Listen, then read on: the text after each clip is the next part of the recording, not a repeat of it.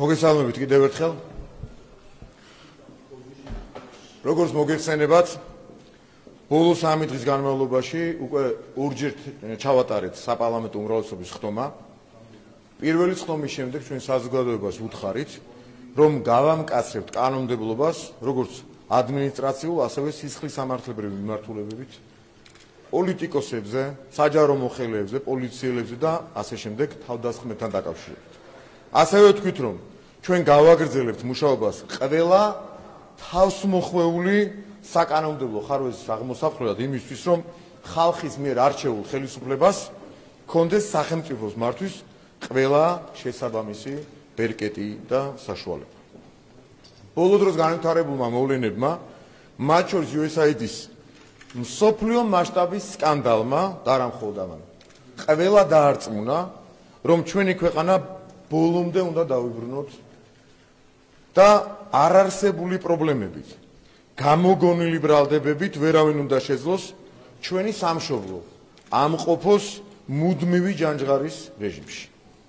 ვერავინ უნდა შეძლოს საკუთარი მავნებლური ანტისახელმწიფოებრივი მიზნებისათვის გამოიყენოს ჩვენი არასრულწლოვნები თუ სხვა ახალგაზრდები ან გულწრფელი ემოციები. ჩვენ უნდა შევძლოთ, რომ NGO-ს წარმომადგენლებად თუ პოლიტიკოსებად შეფუთული აგენტურის ანტიქართული მოქმედებების პრევენციაც მოვახდინოთ. უნდა შევძლოთ, რომ ჩვენი მოქალაქეები დავიცვათ სრულ და ქვეყნის გარედან თავმოხვეული ბრალდებებისგან, პროპაგანდისგან და უზრუნველყოთ ისეთი მედია სტანდარტის დამკვიდრება, როგორც მაგალითად დიდ ბრიტანეთშია. ასევე უზრუნველყოთ ქვეყნის შიდა საქმეებში ჩაურევლობის იმგვარ სტანდარტებთან თუნდაც ოდნავ მიახლოვებული სტანდარტი, როგორიც მაგალითად ამერიკის შეერთებულ შტატებშია და საბოლოო ჯამში უნდა შევქმნათ მოცემულობა, რომ საქართველოს და ქართველი ხალხის შესახებ გადაწყვეტილებების მიღება ყოველთვის თავად ქართველმა ხალხმა შეძლოს და არა ნებისმიერმა ვინმე სხვა.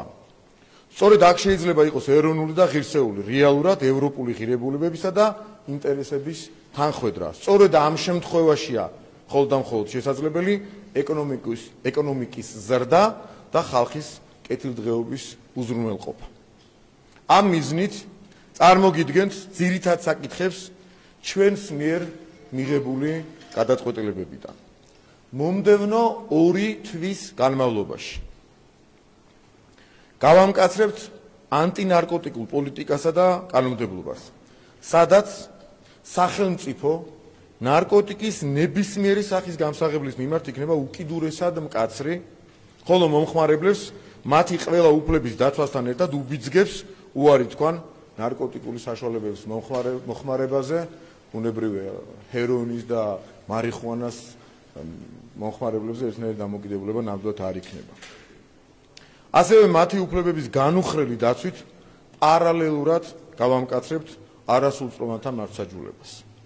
გამკაცრდება მიგრაციის შესახებ კანონმდებლობაც. აბსოლუტურად ყველა კანონიდან და კანონქვემდებარე აქტიდან ამოღებული იქნება ნორმები, რომლებიც ითვალისწინებს საჯარო გადაწყვეტილებების მიღების პროცესში არასამთავრობო ორგანიზაციების სავალდებულო მონაწილეობას. გამარტივდება საჯარო სამართლის იურიდიული პირების ხელმძღვანელების დანიშვნები, გარდა გამონაკლისის შემთხვევებისა, საჯარო სამართლის იურიდიული პირების ხელმძღვანელების დანიშვნა და გათავისუფლება განისაზღვრება მინისტრის ან სხვა შესაბამისი დაწესებულების ხელმძღვანელის დისკრეციულ უფლებამოსილებად. შეიზღუდება საჯარო სამსახურში უცხოური წყაროებიდან დაფინანსებული სარგებლის მიღება. შესაბამისი დაწესებულების ხელმძღვანელის თანხმობის გარეშე აიკრძალება საჯარო მოსამსახურის მიერ უცხოური წყაროდან რაიმე სარგებლის მიღება, ეს იქნება პირდაპირ თუ ირიბი სახელფასო დანამატი, ტრენინგის დაფინანსებაზეც არის საუბარი, ვიზიტი თუ ასე შემდეგ. დავიწყებთ მუშაობას ხვალიდანვე და დაინიცირდება მედიის კანონი, რომელსაც მივიღებთ ბრიტანული მოდელისა და კანონმდებლობის შესაბამისად. კანონით დადგინდება მედიის ობიექტურობის, აგრეთვე ჟურნალისტური ეთიკის სტანდარტები განისაზღვრება აღნიშნული სტანდარტების მონიტორინგის და დაცვის ინსტიტუციური მექანიზმები. შეიზღუდება მედია საშუალებების დაფინანსება უცხოური წყაროებიდან. ბუნებრივია, ეს არ შეეხება კომერციული რეკლამიდან მიღებული და სხვა ამგვარ შემოსავლებს. დავაინიცირებთ კანო პროექტს, რომელიც იქნება ამერიკული ფარას დღეს მოქმედი რედაქციის პირდაპირი ასლი. როგორც მოგეხსენებათ, ამერიკის შეერთებული შტატების ახალმა ხელისუფლებამ აღიარა, რომ ამერიკული დაფინანსება ხმარდებოდა სხვადასხვა ქვეყანაში, მათ შორის საქართველოში არეულობის და რევოლუციის მხარდაჭერას.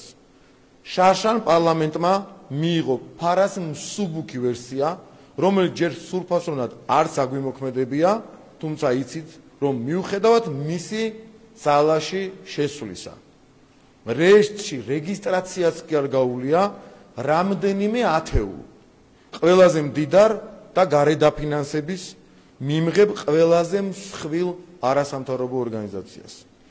ამიტომ მის ნაცვლად მივიღებთ ახალ ამერიკულ კანონს, მისი მოქმედი რედაქციის პირდაპირ ასლს და უზრუნველყოფთ მის სრულფასოვან ამოქმედებას.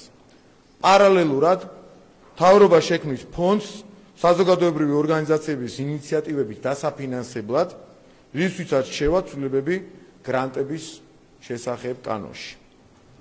საზოგადოებრივი ორგანიზაციებს, რომლებსაც სურთ უზრუნველყონ არა უცხოური, არამედ ქართველი ხალხის გავლენების გატარება საქართველოში, შეეძლებათ მიიღონ საგრანტო დაფინანსება საქართველოს მთავრობისგან. პირობას ვაძლევთ საზოგადოებას, რაც უფრო მეტი იქნება წნეხი, ზეწოლა, შანტაჟი და საქართველოს დამოუკიდებლობის ხელყოფის, არეულობის და ქაოსის მცდელობები ჩვენს ქვეყანაში.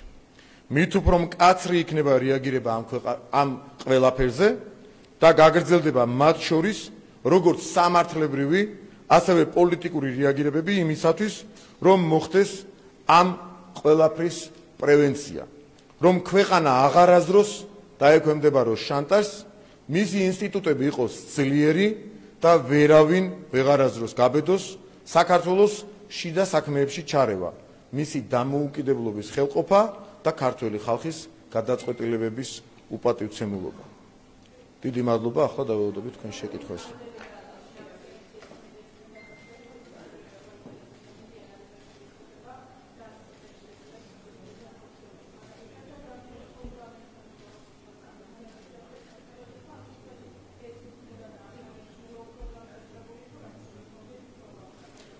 მოდით დღეს რომ ზედმეტი სპეკულაცია ვერავინ შეძლოთ, ფარასთან დაკავშირებით თქვათ, რომ დეტალებზე საერთოდ არ ვაპირებ დღეს საუბარს, სპეციალურად ვაკეთებ ამას, უცვლელად რომ გითხრათ, იმიტომ რომ თუ ვინმე საინტერესებს რა იქნება ინიცირებული, შეუძლიათ წაიკითხონ ამერიკული კანონი, რომელიც მოქმედებს დღეს ამერიკაში.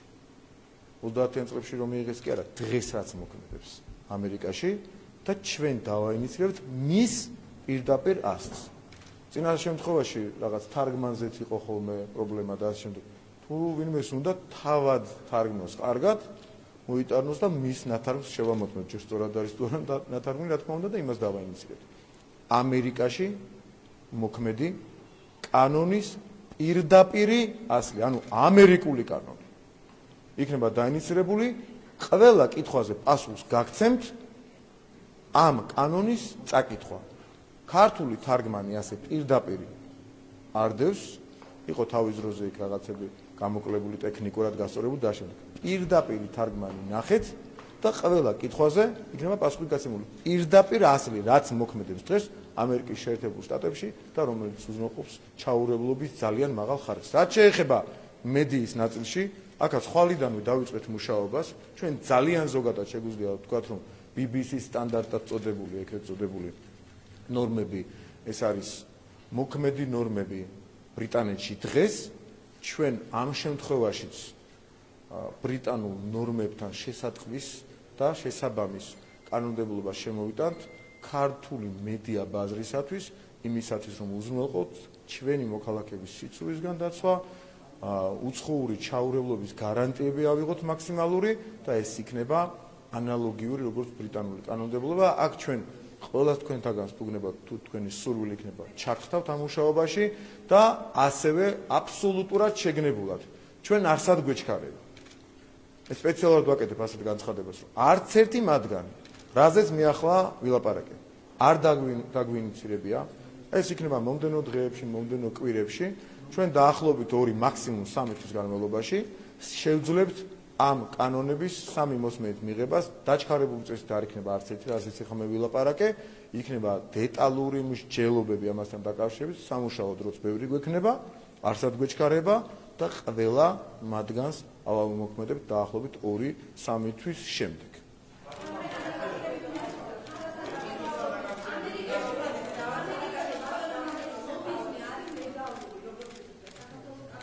ერთი წამით. როდის გიხდით თქვენ ეთყობა არ მომისმინეთ.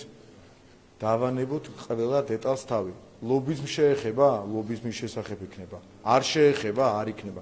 რასაც შეეხება ამერიკული კანონი, წაიკითხეთ ზუსტად ანალოგიური, ზუსტად იგივე არათუ ანალოგიური.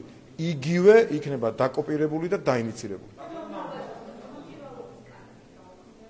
მიღების შემდეგ დიახ. მისი მიღების შემდეგ დიახ.